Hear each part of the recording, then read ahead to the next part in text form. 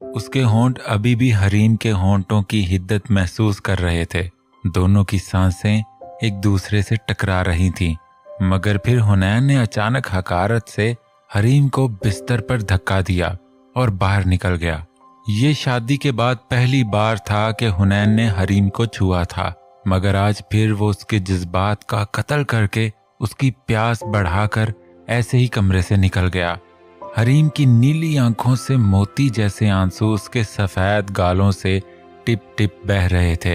ये पहली बार नहीं था जब हुनैन ने हरीम के जज्बात इस तरह मजरूह किए थे। उसे एक बार फिर प्यासा और अधूरा छोड़ दिया था। एक वक्त था जब हुनैन के लिए हरीम सब कुछ थी, उसकी जिंदगी का महवर, उसकी जुस्तजू का मकसद। वो उसे पाने के लिए दीवाना था। हरीम हुनैन की मामूजात कज़न थी और हुनैन ने जब से इश्क और मोहब्बत को समझा था, उसके लिए उसकी हकीकत सिर्फ हरीम थी।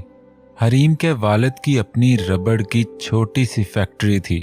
इकलौती बेटी थी तो थोड़ी मगरूर और जिद्दी भी थी, मगर कहते हैं ना कि खुदा जब हुस्न देता है तो नज़ाकत आ ही जाती है।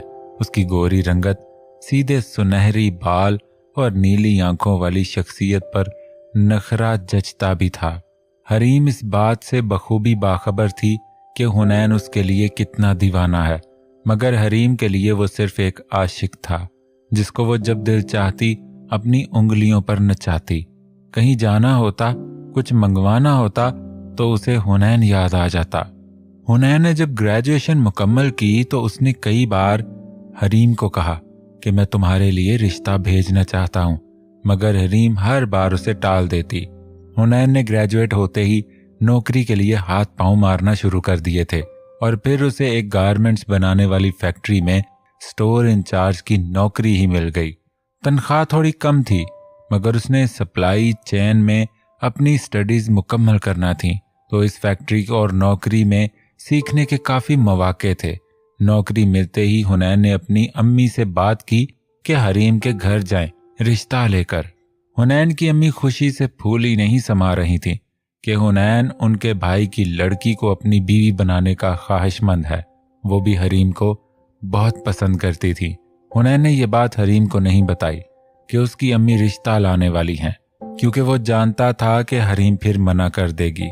इतवार की सुबह हुनैन अपने कमरे में सोया हुआ था कि अचानक मोबाइल की रिंग से उसकी आंख खुली। मोबाइल की स्क्रीन पर जो नाम जल बुझ रहा था, वो उसका दिन खुशगवारी बनाने के लिए काफी था। हरीम उसे सामने से कॉल कर रही थी। अंधे को क्या चाहिए होता है, दो आंखें। सुबह सुबह हरीम की आवाज सुनने को मिल जाना ही उसके लिए एक खुश नसीबी थी। उसने फौरन हाथ बढ़ाकर चार्जर का तार निकाला और मोबाइल कान से लगाया। अभी वो हेलो बोलने ही वाला था कि सामने से हरीम शुरू हो गई। क्या यार, सो रही हो अभी तक? मुझे इतवार बाजार जाना है, सर्दियां आ रही हैं, कुछ पोंचो लेने हैं यूनी जाने के लिए, प्लीज चलो ना। आखिरी लफ्ज हरीम ने इतने प्यार से कहे कि हुनैन फौरन बिस्तर से उठ बैठा। कहाँ उसने सोचा था कि पूरे हफ्ते की थकन सोकर मिटाएगा। उसने तो अम्मी को भी कह दिया था कि आज जल्दी मत उठाइएगा, और अब हरीम को कह रहा था कि बस 10 मिनट में पहुंच रहा हूं, और फौरन नहाने के लिए वॉशरूम में दाखिल हुआ। उसने अपनी टी शर्ट उतारी और शावर ऑन कर लिया। वो खुद भी एक खूबरूद जवान था जिसकी जिसामत कसरती थी। वो बाकायदगी से जिम जाया करता था। वो अभी नहाकर निकला ही था और टी शर्ट पहनकर बालों में कंघा ही कर रहा था कि उसका मोबाइल दोबारा बजने लगा। इस दफा उसकी कजन मारिया थी जो उस पर इसी तरह ही जान छिड़कती थी जिस तरह वो हरीम पर, मगर वो उसे खातिर में नहीं लाता था। उसने बेजारी से फोन उठाया। क्या है मारिया, बिजी हो क्या? हाँ, एक काम करोगे? बिल्कुल नहीं, अभी तो बिल्कुल भी नहीं। मारिया जलते हुए, जरूर महारानी साहबा के किसी काम से जा रहे होगे, मारिया ने अंदाजा लगाते हुए तंजिया कहा। हुनैन, वैसे तो please mind your on business, और हाँ बिल्कुल हम बाजार जा रहे हैं, इसलिए बाय। और मारिया के कुछ कहने से पहले ही फोन काट दिया। बाइक लिए वो घर से निकला। हरीम उस ही इलाके में 2 गली छोड़कर रहती थी, जो कि दरवाजे पर खड़ी उसके बेचैनी से इंतजार कर रही थी। उसके वहां पहुंचते वो पीछे बैठते हुए उस पर चिल्लाई, इतनी देर कहाँ लगा दी थी? कब से इंतजार कर रही हूं। हुनैन, क्या करूं यार, वो मारिया को फोन आ गया था। हरीम, ओहो, तो फिर वहीं चले जाते ना, यहां क्यों आ गए? हुनैन, सॉरी बाबा, अब मूड ऑफ मत करो। और दोनों बातें करते इतवार बाजार पहुंच गए। वहां पहुंचकर हरीम ने कुछ शॉपिंग की और फिर चाट खाने की जिद करने लगी। हुनैन कब उसे मना कर सकता था। वो दोनों खुशगपियों में मसरूफ चाट खाने में मशगूल थे। हरीम के मोबाइल पर बार बार किसी की कॉल आ रही थी जिसे वो उठा नहीं रही थी। हुनैन, कॉल उठा लो, कब से बज रही है? हरीम, नहीं, ऐसे ही दोस्त है, बोर करेगी। खैर, वहां से घर पहुंचते ही हरीम दरवाजे पर उतरी और अंदर चली गई। उसने हुनैन को अंदर आने का भी नहीं कहा और हुनैन बेचारा इतना सा मुंह लेकर अपने घर की तरफ मुड़ गया। घर पहुंचते ही हरीम का फोन फिर एक बार बजा।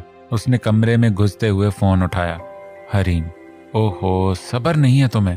कॉल काट रही हूं तो मतलब कुछ मसला होगा ना? फवाद, मुझे कैसे मालूम, मैं तो कब से इंतजार की सूली पर चढ़ा हुआ हूं। हरीम, वाह, तो जनाजा कब उठेगा? और जोर से खिलखिला कर हंस दी। फवाद, हाँ भाई, अब तो हमारे मरने की दुआएं करो। हरीम, तौबा है। फवाद, कैसी बातें कर रहे हो, मेरी जिंदगी भी तुम्हें लग जाए। फवाद, अच्छा सुनो, एक दो ना। हरीम, एक तो फवाद, तुम्हें उंगली पकड़ाओ, तुम हाथ ही पकड़ लेते हो। फवाद, अच्छा दो ना प्लीज। हरीम ने माइक्रोफोन करीब करते हुए होंठों से एक जोरदार किस दी। अच्छा फवाद, ये बताओ कि तुम अपने घर वालों को कब भेज रहे हो? फवाद, हाँ यार, भेजूंगा जल्दी। हरीम, ये ना हो तुम्हारी जगह कोई और आ जाए। देखो फवाद, मैं तुम्हारे बगैर जिंदगी हरगिज तसव्वुर भी नहीं कर सकती। हरीम की आवाज भर आई। फवाद, अरे पगली, रोती क्यों हो? जब मैं हूं तो फिक्र नॉट। अच्छा चलो, लव यू, और फोन रख दिया। फवाद का ताल्लुक भी एक मतवस्त तबके से ही था। उसका पूरा खर्चा हरीम ही उठाती थी। उसको इजी लोड करवाना, नए नए कपड़े दिलवाना, यहाँ तक कि उसको पैसे भी चाहिए होते तो वो हरीम से मांग लेता। उसने कभी भी हरीम को सीरियस नहीं लिया। इसके लिए बस वो एक टाइम पास थी। उधर हुनैन घर पहुंचा तो मारिया अपनी अम्मी के साथ घर पर मौजूद थी। हुनैन उसे देखकर ही चिढ़ गया, मगर अम्मी के सामने ज्यादा कुछ कह नहीं सकता था। वो खाला को सलाम करते हुए अपने कमरे में घुस गया। पीछे मारिया भी हुनैन की छोटी बहन के साथ साथ उसके कमरे में दाखिल हो गई। मारिया, ओहो, लगता है जनाब बहुत थक गए खिदमतें कर करके। हुनैन झुंझलाहट से, ओहो मारिया, तुम थकती नहीं हो? बेइज्जत हो होकर कुछ गैरत है? मारिया, हाय जालिम, अपना से कैसी गैरत, कैसी शर्म। उसने अपना एक हाथ माथे पर रखकर ड्रामाई अंदाज में कहा। हुनैन की छोटी बहन भी हाथ मुंह पर रखकर हंस पड़ी। हुनैन, तुम तो दफा हो कमरे से, और इस मारिया की बच्ची को भी ले जाओ, मैं थक गया हूं, कुछ देर लेटूंगा। मारिया हंसते हुए, अकेले अकेले? हुनैन गुस्से से आगे बढ़ा। मारिया की बच्ची, रुको बताता हूं तुम्हें। मारिया और रुमाना दोनों बाहर भागे। खैर, दिन गुजरते गए। हुनैन रोज ही हरीम से जिद करता अपनी अम्मी को उसके घर भेजने के लिए, मगर हरीम हर दफा ही उसे टाल देती। एक दिन हुनैन ने अपनी अम्मी को कह ही दिया कि आप आज ही मामू के घर जाएं, प्लीज। उसकी अम्मी ने उसे समझाया, बेटा, हर चीज का एक वक्त होता है, पहले मुझे बात चलाने दो, ऐसे ही नहीं किसी के घर रिश्ते लेकर चले जाते हैं। फिर उन्होंने मारिया की अम्मी यानी अपनी बहन को फोन मिलाया। सादका, कैसी हो? हुनैन की अम्मी ने पूछा। सादका, ठीक हूँ बाजी, बस किचन में हूँ। हुनैन की अम्मी पूछने लगी, और क्या बना रही हो? सादका, हाय बाजी मत पूछें, मारिया को बिरयानी खानी है, मियाँ को हमारे कलेजी खानी है, हरे मसाले की, और यकीन जाने कलेजी बनाते हुए तो मेरा कलेजा जलता है, वो चिढ़कर बोली। हुनैन की अम्मी हंसते हुए, अच्छा खैर, एक जरूरी बात के लिए फोन किया था, मगर चलो बाद में करती हूँ। सादका तकरीबन चिल्लाते हुए, अरे अरे, नहीं नहीं आपा, खाने को डालें चूल्हे में, आप बताएं क्या बात है, वरना सोच सोच कर मेरा पेट दुखता रहेगा कि आपा को क्या बात करनी थी। हुनैन की अम्मी फिर हंसते हुए, अच्छा सुनो, एक जरूरी काम है। दरअसल मेरी एक ख्वाहिश है, मैं चाहती हूँ कि हरीम को अपनी बहू बना लूं। सादका खुशी से, वाह आपा क्या बात है, बड़ी नेक ख्वाहिश है। हुनैन की अम्मी, ओहो तुम जरा मंसूर से सुन गिन तो लो कि उसका क्या ख्याल है हुनैन के बारे में, ताकि बात कुछ आगे बढ़ सके। सादका, ओहो आपा, नेकी और पूछ पूछ, बस अब सब आप मुझ पर छोड़ दें। मैं रात में ही भाई के पास जाती हूँ। और खुश होते हुए फोन रख दिया।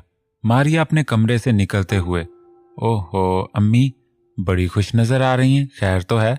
सादका, बात ही खुशी की है, अभी आपा का फोन आया था, हुनैन के रिश्ते की बात कर रही थी। मारिया ये सुनते ही शर्मा गई, उसे लगा शायद उसके लिए रिश्ता आया है। मारिया बात पूरी सुने बगैर दिल ही दिल में न जाने कितने ख्वाब सजा बैठी। वो गुनगुनाते हुए वापस अपने कमरे में जाकर बिस्तर पर लेट गई। वो टांगे हवा में हिलाते हुए खुद से बातें करने लगी। ओहो मारिया क्या बात है, अब तो आप मिसिज हुनैन बनेगी। उसने मोबाइल पर हुनैन की तस्वीर खोली और बेसाख्ता उसको चूम लिया। उधर सादका शाम को तैयार होकर निकल गई भाई मंसूर के घर, आपा का पैगाम लेकर। वो अपने घर की डाइनिंग टेबल पर अपनी जोजा के साथ बैठे शाम की चाय एंजॉय कर रहे थे। सादका घर में दाखिल होते हुए, अस्सलाम वालेकुम भाई, अस्सलाम वालेकुम भाभी। मंसूर साहब, ओहो वालेकुम अस्सलाम, कैसी हो छोटी, आज खैरियत तो थी, सब ठीक तो है ना। सादका, बस भाई आपके यहाँ आने के लिए कुछ खराब होना जरूरी है क्या, ऐसे नहीं आ सकती। मंसूर हंसते हुए, अरे जुम जुम आओ, किसने मना किया है, वो तो मैं ऐसे ही पूछ रहा था। मिसिज मंसूर भी चेहरे पर झूठी हंसी लाते हुए, आओ बैठा सादका, मैं चाय लाती हूँ तुम्हारे लिए। सादका, जी बेहतर भाभी, वैसे हरीम नजर नहीं आ रही। मिसिज मंसूर, वो अभी आने ही वाली होगी, कोचिंग गई है। मिसिज मंसूर अंदर किचन में जाते ही सादका अपने भाई के करीब होते हुए, आपसे एक जरूरी बात करनी थी। मंसूर साहब, हाँ हाँ बोलो क्या बात है। सादका झिझकते हुए, वो मैं सोच रही थी कि हुनैन और हरीम, उन्होंने बात अधूरी छोड़ दी। मंसूर साहब मुस्कुराते हुए, ओ बात तो माकूल है, लड़का भी घर का है, सबसे बड़ी बात दोनों की अच्छी दोस्ती भी है। इतने में मिसिज मंसूर किचन से निकलते हुए कमरे में दाखिल हुई। भाई को बहन से सरगोशी करते देखी तो अंदर की भाभी जाग गई। ओहो क्या सरगोशियां हो रही हैं बहन भाई में।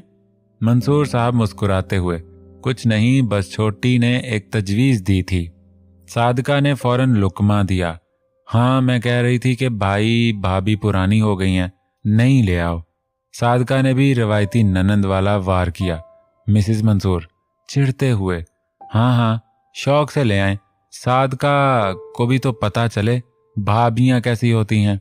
सादका जोर से हंसी और उठते हुए अपनी भाभी को गले लगाते हुए, ओहो भाभी मैं तो मजाक कर रही थी। मंसूर साहब कहने लगे, दरअसल वो हरीम और हुनैन के रिश्ते की बात कर रही थी। मिसिज मंसूर परेशान होते हुए, ओ तो क्या आपा ने भेजा है आपको। सादका घबराते हुए, नहीं नहीं भाभी, वो तो बस मेरे दिल में एक बात आई तो सोचा भाई से कर लूं। मिसिज मंसूर, हमें वैसे तो कोई एतराज नहीं, तुम आपा से पूछ लो, और आप भी एक दफा हरीम से पूछ लें। मंसूर साहब, ओहो हरीम से क्या पूछना, दिन में आधे काम तो वो हुनैन से ही करवाती है और दोनों ही एक दूसरे को समझते हैं, उसे क्या एतराज होना है भला। सादका खुश होते हुए चाय की चुस्की लेते हुए, तो ठीक है मैं आपा से पूछती हूँ। ओहो भाभी, खाली चाय पर टरखाएंगी क्या, अभी ननन थोड़ी हैं हम, कुछ मीठा हो जाए। मिसिज मंसूर, हाँ हाँ ठहरो, बस मैं लाती हूँ। सादका वहां से घर आई और सीधा हुनैन की वालदा को फोन मिलाया। अलैक सलैक के बाद सादका ने कहा, खुशखबरी है आपा।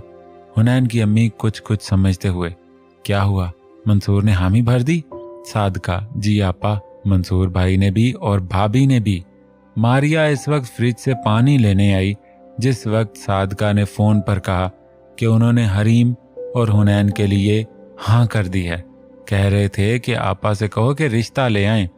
मारिया बेचारी ये खबर सुनते ही उसे शदीद झटका लगा। उसे लगा जैसे दुनिया हिल सी गई हो। उसके हाथ से पानी से भरा गिलास धड़ाम से जमीन पर गिर गया। गिलास गिरने की आवाज से सादका का ध्यान मारिया की तरफ गया। सादका चिल्लाते हुए, बावली भैंस, क्या गिरा दिया, अब काम ही बढ़ाते रहना मेरे लिए सब। मारिया आंसू छुपाते हुए कमरे की तरफ भागी। सादका ने फोन रखा और पोछा उठाया और सफाई करते हुए खुद से बड़बड़ाने लगी। मारिया तकिए में मुंह डाले ना जाने कब तक रोती रही और लेटे लेटे ही सो गई। हुनैन की आवाज से उसकी आंख खुली। क्या हुआ, क्यों रो रही हो? हुनैन ने अपने दोनों हाथों से मारिया का चेहरा थामा और बड़े प्यार से पूछा। मारिया रूठते हुए, छोड़ो, जैसे तुम्हें पता नहीं। हुनैन, अरे पगली, इसमें रोने जैसी क्या बात, मैं तो तुम्हारा हूं ना। और अपना चेहरा मारिया के इतने करीब ले आया कि उसकी सांसें भी मारिया के चेहरे पर महसूस होने लगी। मारिया की धड़कनें तेज होने लगी। सच में ना हुनैन, तुम मुझे कभी नहीं छोड़ोगे ना? मारिया इस दफा तमाम जब्त तोड़कर हुनैन के सीने पर अपना सर रखकर जोर से उससे लिपट गई। हुनैन ने उसके माथे पर बोसा दिया। सच में पगली, चलो अब उठो, मगरिब होने को है। अचानक मारिया को लगा जैसे हुनैन की आवाज उसकी अम्मी की आवाज में तब्दील हो गई। उठ जाओ, मनहूसियत मत फैलाओ, अजान होने को है। उसने घबरा कर आंख खोली तो उसकी अम्मी उसके सर पर खड़ी चिल्ला रही थी। मारिया दिल ही दिल में सोच रही थी, ओह तो ये सब ख्वाब था। वो बोझल कदमों से उठी और वॉशरूम चली गई। मारिया का दिल बहुत शदीद उदास था। वो जानती तो थी कि हुनैन हमेशा से हरीम का ही था, मगर एक उम्मीद थी जो आज पूरी तरह दम तोड़ चुकी थी। उसे लग रहा था जैसे जिंदगी में अब कुछ बचा ही नहीं हो। उधर हुनैन फैक्ट्री से लौटा और घर में दाखिल हुआ तो उसकी वालिदा ने उसे बताया कि मामू और मामी मान गए हैं। इस इतवार हम इंशाअल्लाह बाकायदा रिश्ता लेकर जाएंगे हरीम के घर। हुनैन ये सुनते ही खुशी से झूम उठा। उसने अपनी अम्मी को पकड़ा और जोर जोर से घूमने लगा। ओ अम्मी, you are the best, thank you thank you thank you. अब आप देखिएगा मैं कितनी मेहनत करूंगा। हुनैन की अम्मी की आंखों में आंसू आ गए। बस बेटा, शुक्र करो मेरे रब का और उसके हजूर दुआ करो कि अब कुछ गलत ना हो। हुनैन हंसते हुए, अरे अम्मी, अब सब ठीक ही ठीक होगा, अब क्या गलत हो सकता है। कोचिंग से वापसी पर हरीम बहुत खुश थी। आज फवाद ने तमाम हदें पार कर दी थी। वो उसे लेकर एक आइसक्रीम पार्लर में गया था, जहां वो दोनों घंटों तक बैठे एक दूसरे से कस्में वादे करते रहे थे। आज फवाद ने उसका हाथ पकड़कर चूमा था। हरीम उन लम्हात को याद करके खूब महजूज हो रही थी। वो बार बार अपने हाथ पर फवाद के होंठों के लम्स को महसूस कर रही थी। उसका दिल बहुत तेज धड़क रहा था। खैर, 2 दिन यूं ही गुजर गए। हुनैन ने हरीम को कुछ नहीं बताया था। वो चाहता था कि उसे सरप्राइज देगा। इतवार की सुबह से ही हुनैन दोपहर का बेसब्री से इंतजार कर रहा था कि कब 3 बजे और वो और उसकी वालिदा मामू के घर रिश्ता लेकर जाएं। हुनैन ने सफेद काटन का सूट जेब तन किया था, जिसमें वो कोई शहजादा लग रहा था। उसकी बहन ने उसे छेड़ा, ओहो, आज तो भैया बड़े लिश्कारे मार रहा है। अम्मी, ख्याल कीजिएगा, भाई आज ही निकाह ही ना कर ले वहां। और हंसने लगी।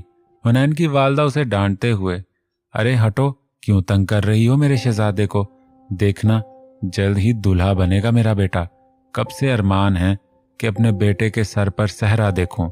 और उसके सर को पकड़कर उसके माथे को चूम लिया। दोपहर को वो तीनों निकल गए मामू के घर। घर के दरवाजे पर पहुंचकर हुनैन ने बेल बजाई। दरवाजे पर मामी आईं। उन्होंने बड़े पुरतपाक अंदाज में सबका इस्तकबाल किया। शायद उन्हें अंदाजा हो चुका था कि वो सब किस लिए आए हैं। अंदर आते ही मंसूर साहब ने झुककर आपा को सलाम किया, जिसका उन्होंने उनके सर पर हाथ रखकर जवाब दिया, जीते रहो। मंसूर, अच्छा, क्या आपने चक्कर लगा लिया आपा? काफी दिन हो गए थे। आपा, आज ऐसे ही नहीं आई मैं, बहुत मुराद लेकर आई हूँ, एक इल्तिजा है बस। मंसूर, ओहो आपा, आप तो बस हुक्म करें, हम बजा लाएंगे। इतने में हुनैन शर्माते हुए उठकर बाहर की तरफ चला गया। आपा ने मिसिज मंसूर से कहा कि भाभी ज़रा हरीम को तो बुलवाएं। मिसिज मंसूर खुश होते हुए, जी जी आपा, बस 1 मिनट। हरीम, हरीम, देखो बड़ी पुप्पो बुला रही हैं। हरीम, जो अभी तक भी उन सब बातों से अनजान थी, वो दौड़ी दौड़ी बाहर आई और बड़ी पुप्पो के गले लगकर उनको सलाम किया। जीती रहो मेरी चंदा। आपा, मंसूर, आज तो हम हरीम को मांगने आए हैं, बस अब तुम हाँ कर दो।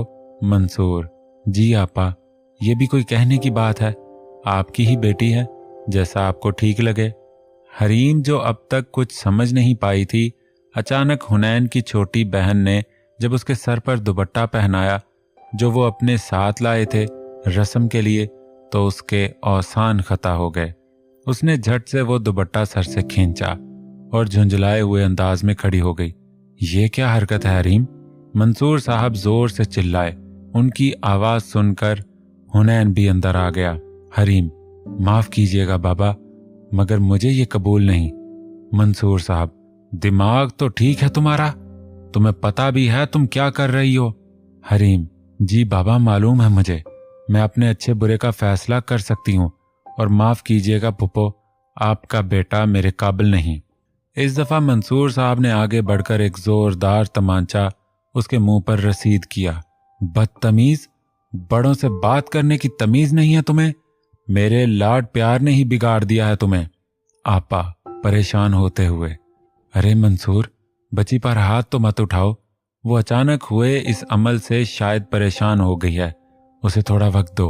हरीम, गाल पर हाथ रखकर सहलाते हुए, इस जिंदगी में तो खैर ये नामुमकिन है फुफ्फो, आपके बेटे की औकात नहीं कि वो मुझसे शादी करे। हुनैन, जो अब तक चुप खड़े ये सब देख रहा था, जज्बात से आगे बढ़ा। बस हरीम, अब एक लफ्ज और नहीं। अम्मी चलें यहां से। आपा, अरे हुनैन बेटा, गुस्सा नहीं करते, तुम रुको, मैं बात करती हूं ना हरीम से। वो जानती थी कि हुनैन के लिए उसकी जिंदगी थी हरीम, शायद इसलिए ही इतनी बेइज्जती के बाद भी बात संभालना चाहती थी। हुनैन, अम्मी, बहुत सह लिया आपने, अब और बेइज्जती बर्दाश्त नहीं कर सकता मैं आपकी। अगर आप अब रुकी तो मेरा मरा मुंह देखेंगी। मैं बाहर खड़ा हूं, आप फौरन आए। और बाहर निकल गया। आपा और हुनैन की छोटी बहन भी शशदर रहकर पीछे पीछे बाहर निकल गए। हरीम भागती हुई कमरे में चली गई। मिसिज मंसूर हरीम के पीछे पीछे उसके कमरे में चली गई। मंसूर साहब सदमे से पास पड़ी एक कुर्सी पर बैठ गए। हरीम अंदर जाकर ज़ारो कितार रोने लगी। मिसिज मंसूर उसके पीछे पीछे अंदर आई। हरीम, ये क्या हरकत की है तुमने बाहर? हरीम आंसू पोंछते हुए, मैंने या आप लोगों ने, इतनी बड़ी बात आपने मुझे बताना गवारा नहीं की। मिसिज मंसूर, हमें लगा तुम भी हुनैन को पसंद करती हो, हर काम के लिए तो उसे बुलाती हो तुम। हरीम चिल्लाते हुए, हर काम के लिए जिसे बुलाते हैं उसे नौकर बनाते हैं, शौहर नहीं मम्मा। मिसिज मंसूर, बकवास बंद करो, ये बताओ बुराई क्या है उसमें? घर का लड़का है, देखा बाला, सबसे बढ़कर तुम्हें दीवानों की तरह चाहता है, कहीं कोई और तो नहीं? मिसिज मंसूर बात को समझते हुए हरीम से पूछने लगी। हरीम, जी अम्मी, मैं किसी और को पसंद करती हूँ और उसी से शादी करूंगी। वो दोनों बातों में इतने मसरूफ थे कि उन्हें पता ही नहीं चला कि मंसूर साहब दरवाजे पे खड़े ये सब सुन रहे हैं। ये सुनते ही उनको तैश आ गया। वो जोर से चिल्लाए, बेगैरत, इसलिए पढ़ने भेजते हैं तुझे बाहर? और शदीद गुस्से में उसको मारने दौड़े। हरीम खौफ से अपनी अम्मी के सीने से चिमट गई। मिसिज मंसूर ने अपने शौहर को रोका, क्या कर रहे हैं आप? जवान लड़की है, इकलौती बेटी है हमारी, इत्मीनान से, ठंडे दिमाग से काम लीजिए। क्या कुछ इसकी खुशी से बढ़कर भी है हमारे लिए? मंसूर साहब खुद को बेबस महसूस कर रहे थे। वो तिलमिलाने लगे। वो वहीं पड़ी कुर्सी पर सर पकड़कर बैठ गए। तो फिर क्या करूं तुम बताओ? इतने अरमानों से पाला है इसे मैंने, इसकी हर जायज नाजायज ख्वाहिशें पूरी की, और आज इसने मेरी इज्जत मेरी बड़ी बहन के सामने मिट्टी में मिला दी। मिसेस मंसूर, बुरा मत मानिएगा मंसूर साहब, मगर ये भी आपकी ही गलती है। मैंने आपसे कहा भी था कि इतनी बड़ी बात तय करने से पहले एक बार हरीम से पूछ लें। उधर हुनैन अपने घर वालों के साथ घर के लिए निकल गया। पूरा रास्ता सभी खामोश थे, जैसे कोई बात करने को ही नहीं बची थी। घर में दाखिल होते ही बड़ी आपा ज़ारो कितार रोने लगी। मुझे माफ़ कर दे मेरे बच्चे, यकीन जान मैंने अपनी तरफ से पूरी कोशिश की थी। हुनैन अपनी अम्मी को गले से लगाते हुए, अरे अम्मी कैसी बातें कर रही हैं, मैं बिल्कुल ठीक हूँ, देखें बस आप सब भूल जाएं, ये सब सोच कर अपनी तबीयत मत खराब करें। हुनैन अपने कमरे में चला गया।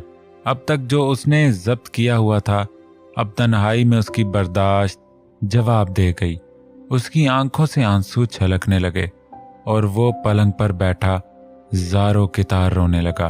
उसके दिमाग में हरीम की आवाज़ें गूंज रही थीं, ये मेरे लायक नहीं।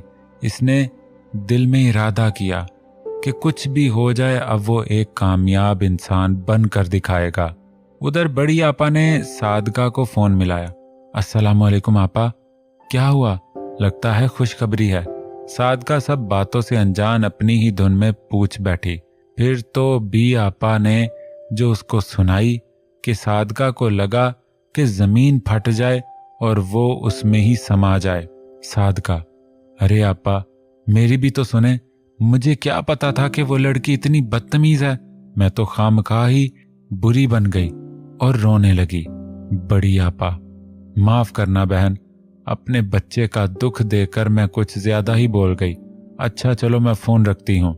सादका ने फोन रखा और अब उसने भी किसी पर तो गुस्सा उतारना था। सामने लाउंज में मारिया बैठी एक इंडियन चैनल पर ड्रामा देख रही थी।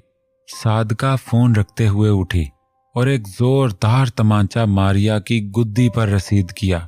मारिया को थोड़ी देर तक तो समझ ही नहीं आया कि उसने किया क्या है। फिर जब गुद्दी पर दर्द का एहसास हुआ तो गुद्दी सहलाते हुए झुंझला कर बोली, क्या अम्मी क्यों मार रही हैं?